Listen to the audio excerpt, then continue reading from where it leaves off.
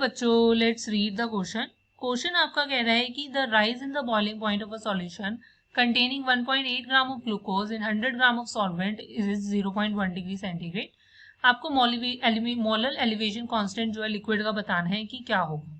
सो देखो, बेसिकली आपको क्या बोला गया है कि आपको rise in boiling point of a solution containing इतने gram of glucose in 100 gram of solvent given है, एलिवेशन कांस्टेंट निकालना है। सो हम कैसे करेंगे, सबसे पहले मुझे इस क्वेश्चन का की कॉन्सेप्ट देखना होगा।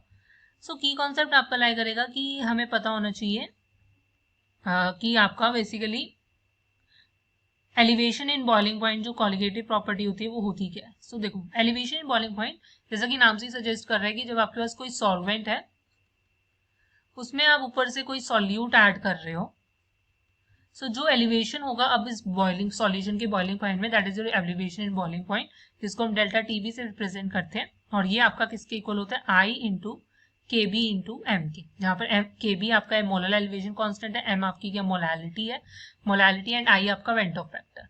वेंटो फैक्टर जो आई की वैल्यू होती है ये हमेशा आपकी इलेक्ट्रोलिटिक सॉल्यूट्स के लिए ही डिफाइन होती है, मतलब मेनली, मतलब उसी के लिए हम निकालते हैं, क्योंकि नॉन इलेक्ट्रोलिटिक के लिए फिक्स होती है 1 और इलेक्ट्रोलिटिक के लिए आपकी क्या होती है, इक्वल होती है कितने आयंस में वो टूट रहा है। जैसे कि ग्लूकोज होते हैं नॉन इलेक्ट्रोलिटिक है, तो इसके लिए तो आई आपका 1 होगा। सो अब हमें बस यहाँ पर वैल्यू सब्सटीट्यूट करनी है। सो आपका देखो डेल्टा टीबी जो है वो कितना गिवन है, एलिवेशन 0.1, राइट, आई तो 1 होगा, इंटू के बी हमें निकालना है। मोलैलिटी होती है कितने नंबर ऑफ मोल सॉल्यूट की प्रेजेंट इन पर KG of solvent. So number of mole solute की कैसे निकालोगे, देखो number of moles of solute आपके क्या होंगे, मतलब ग्लूकोज, उसका अमाउंट है 1.8 और ग्लूकोज का मोलर मास क्या होता है 180, राइट। सो ये आपके पास निकल जाएगा 1/100, दैट इज योर 0.01 मोल। सो ये आपके पास क्या होगा 0.01 मोल्स डिवाइडेड बाय पर केजी ऑफ सॉल्वेंट, मुझे 100 ग्राम गिवन है। सो डिवाइडेड बाय 1000 करोगे तो वो ऑटोमेटिकली न्यूमरेटर में आएगा। सो बस यहाँ से आप केबी के लिए सॉल्व कर लीजिए। सो ये आपका निकल कर आ जाएगा 1 एंड यूनिट होगी आपके पास केल्विन पर मीटर।